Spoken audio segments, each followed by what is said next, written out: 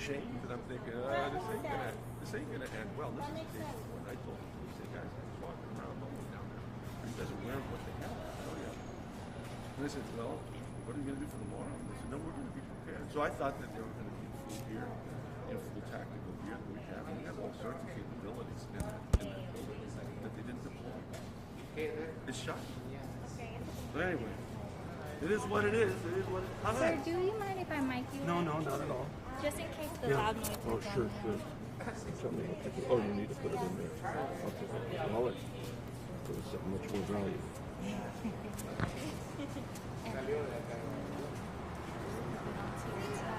I'll let you do that because there's always good.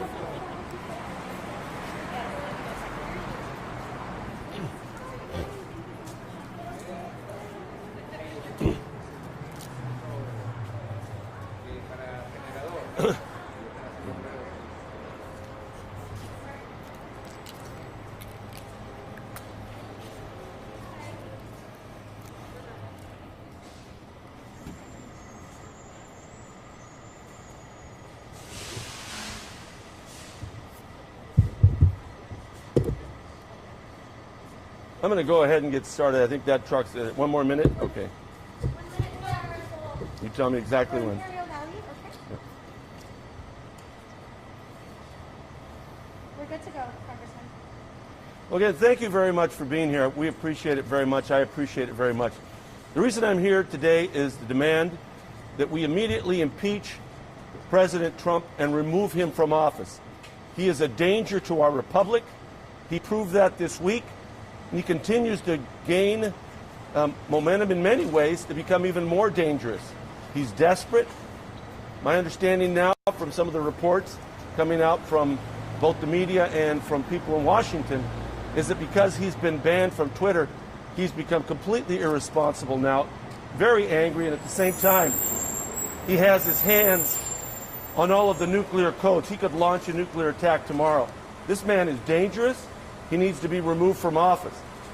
The only way to be removed from office, our founders created 3 ways. One, for the person to resign, so he can resign. He says he won't. There is the 25th Amendment to the Constitution, which allows the Vice President and his cabinet to remove him. And of course, the oldest way, which is impeachment. Impeachment is the only avenue available to us in Congress. That's why we must impeach him immediately. This is a case where we have to move quickly. We've already drawn up some articles. We have to move fast, get him over to the Senate, and have him removed. This can be done. This should be done. Now, what did he do? He had one branch of government attack another branch of government. The executive attacked the legislative. He whipped up this mob into a frenzy. He sent them down our way to Capitol Hill, and he had them invade our house to prevent us from changing governments. We've always had a peaceful transfer of power. The last time around, I was there too. When President Trump was elected, it took us 30 minutes. Even though this was a man that many of us despised, we followed the law. He had won more electoral votes than were necessary to become president. They brought the boxes over, these mahogany boxes. We opened them up. We counted every state's votes. And then we said that he was now formally going to be named as president because he had gone through that process of winning the electoral vote. It took 30 minutes, approximately 30 minutes. That's all it took. That's all it should have taken this time. In fact, the vote was more clear this time than when he won. That's all it should have taken. But instead, we had the overrunning of the Capitol. We had people break into the Capitol, destroy the Capitol, and we had one of our police officers, a fairly young man named Brian, murdered. Now, just by chance, I happen to know Brian. I was on the House Administration Committee for 2 years, which is in charge of the police there, as well as the maintenance and development of the Capitol structures themselves, the building and the complex. So I got to meet most of the police officers. Brian was a very friendly guy. He was not a jokester, but he was very friendly, somewhat shy. And to know that he was murdered by someone taking a fire extinguisher and bashing him with it is unbelievable. But this is what the president incited. This is what he wanted. He ultimately wanted them to come and disrupt us and prevent us from counting the votes. Of course, ultimately he was not successful. But as the days goes on, he becomes crazier and crazier. We have to stop this. We cannot allow him to continue to do this. We did, in fact, go through our leadership to the military to find out if we can prevent him from having access to the nuclear codes. He is still the president. That's why he has to be removed. He is a clear and present danger to our country, to our nation, to our society, and to our world. He must be impeached immediately. I'm happy now to answer any questions you may have.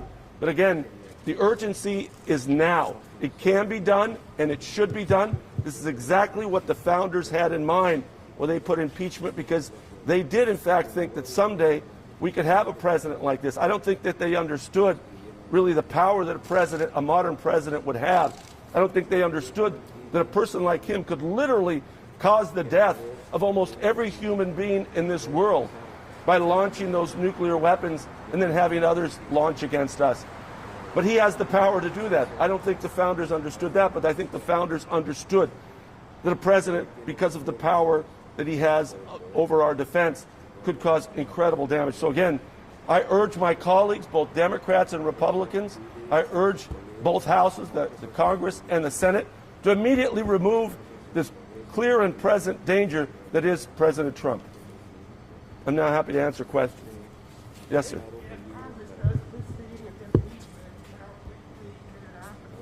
It can happen very, very quickly. So there are mechanisms to slow it down in the Senate, but we could do this on Monday. We literally could do this on Monday. We have the ability to do it, and I think we should. It would then be transferred, of course, to the Senate. The Senate can slow it down. They have other procedures, unless they decide, with 60 of them, to forgo those procedures. In other words, this could be done on Tuesday. If they so desire, we could remove him by Tuesday. What's the likelihood of the Senate moving ahead, given that McConnell said he's not going to call him back into session until the 19th or the 20th? So, I mean, doesn't this kind of leave or make the whole impeachment process, calling for impeachment, almost a moving symbolic? No, there's two things I think that are very important. First, it can be done and it should be done.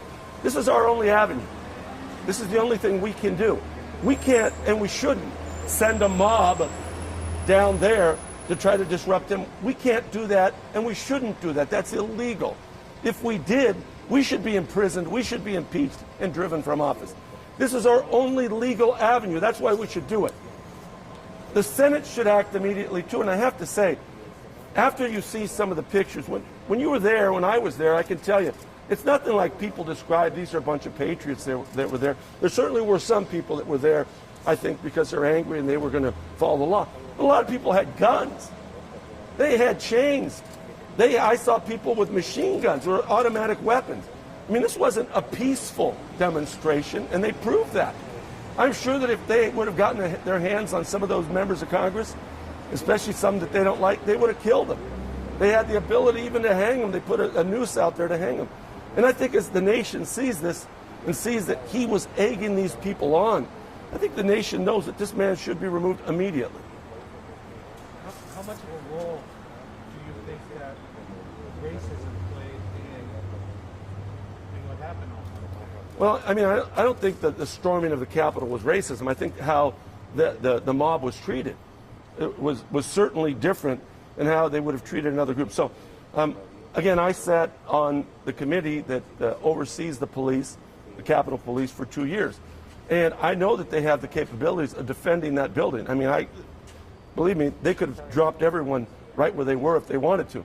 But instead, they didn't deploy many police officers there, and they didn't show the force that they do when Black Lives Matter shows up or some immigrant group or another group.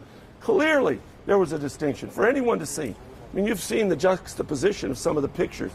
When we have our troops there in our personnel in tactical gear. Then they bring out the heavy artillery we have, more than just the pistols that they were using. We have the ability to really prevent people from coming onto that thing. But none of that was deployed until later on. All of that would have been deployed if it was Black Lives Matter. Absolutely, that aspect, there's a racist element to it, no doubt. No doubt. And again, just take a look at the pictures. I mean, there's no way that those officers, too, would have been taking selfies. Every officer that took a selfie with some of those mobsters should be fired immediately. Now, there is a case sometimes, and the tacticians will tell you this, there is sometimes a case where you try to de-escalate by allowing police to move back. And that's what they did in some instances.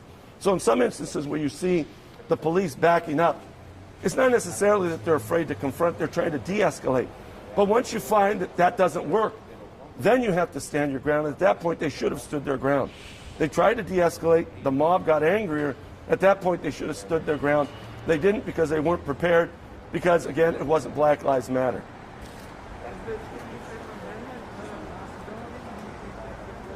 So the 25th Amendment is, again, a possibility and should immediately be operational and used.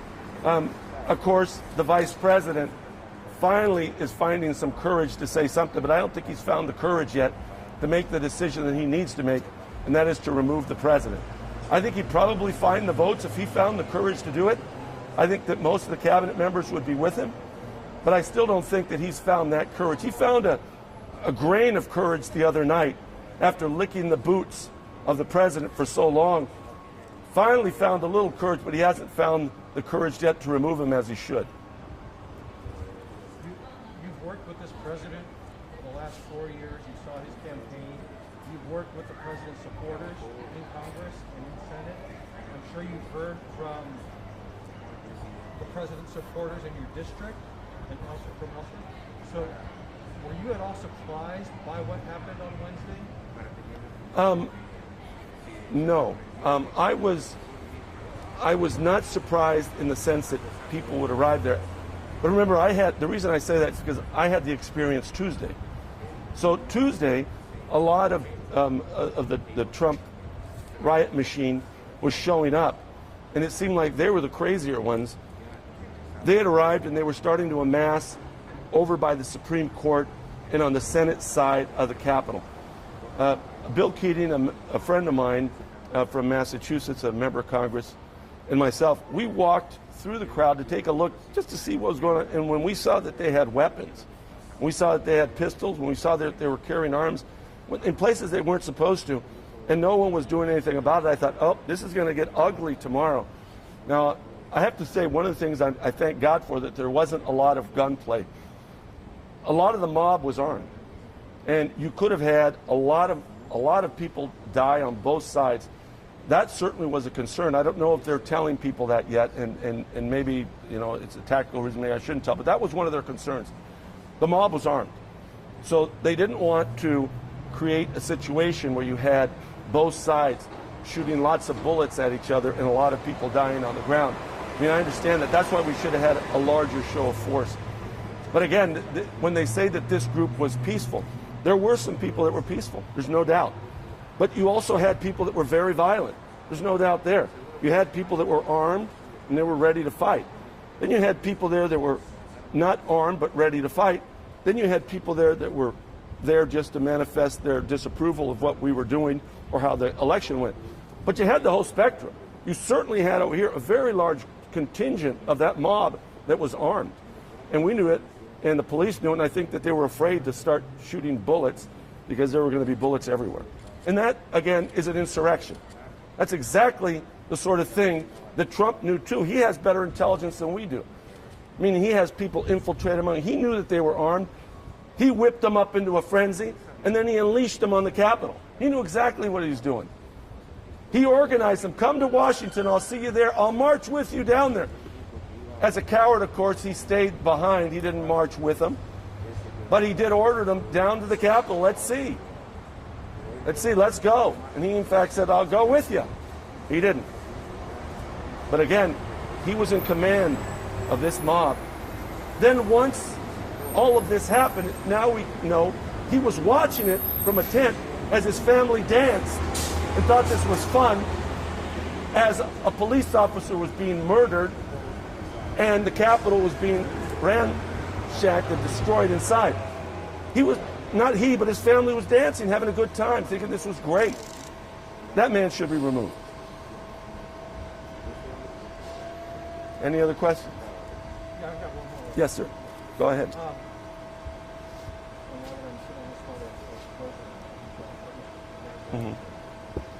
There are no other, I'm happy to answer any other questions.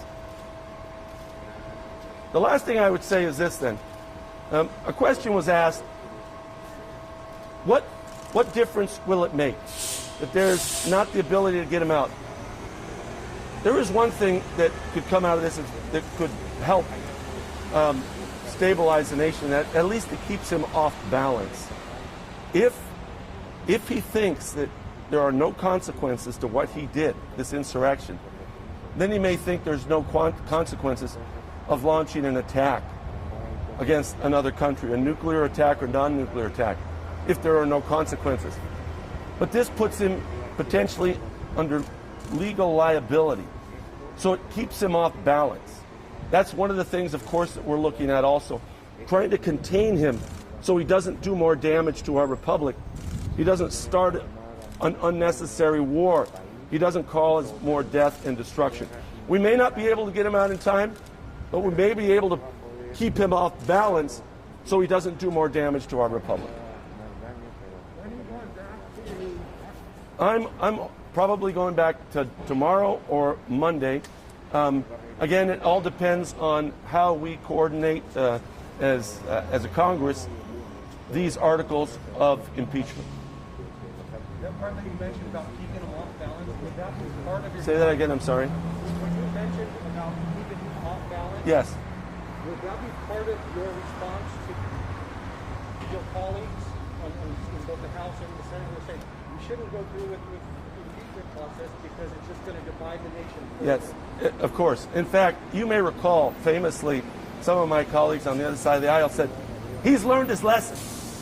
And we said, he hasn't learned a thing. In fact, he learned one thing, and that is he can get away with it. And he's going to do more. And of course, this is what he did. So, of course, that's why we're going to our colleagues, speaking with them and saying, you said he learned his lesson last time. He didn't learn his lesson, or certainly not the lesson we thought he was going to learn, or you thought he was going to learn. He learned the lesson he could get away with it. And that's what he's attempting to do now.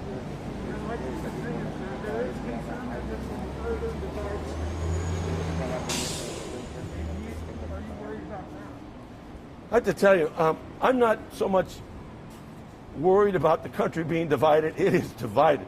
What I'm worried about is a nuclear strike.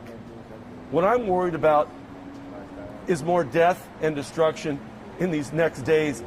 He has enormous power. Anybody that's been involved in the federal government now, and like myself, who've been around the world to take a look at our military capabilities, they're awesome, they're incredible, they're mind-blowing. And for him to have all of that power in the state that he's in today, in this crazy king state, this absolutely lunatic state, is dangerous. I'm not worried right now about the divided family that we are. I'm worried about him killing the family. We'll come together later on, but at this moment we have to secure our republic. That's what I'm worried about. Last one for me. Yeah. What do you say to the people in your district? The ones who are going about the catch snippets here and there. Yeah. They're watching this and they're stressed and they feel helpless and they don't know what the hell to believe. How do you, I mean, what words of advice or comfort can you give them or what do you say to them? I would say this, that all the damage that this person has done, our republic is strong. We will survive him. We're doing all that we can now to contain him. It is the last minutes of this game, and we have to do all that we can to contain him. But at the end of the day, the republic will survive. We'll come back, we'll be stronger, hopefully we'll come together. If not, we will continue to be divided. I don't think we should be divided, of course, but I hope that we do come back together. But at the moment, the most important thing is to protect this republic. And I think that people understand that we have this crazy king now with enormous power. He's unhinged, he's unchained, and he's extremely, extremely dangerous to our country, to our republic, and to the world. We have to do everything we can to contain him. Thank you. Thank you.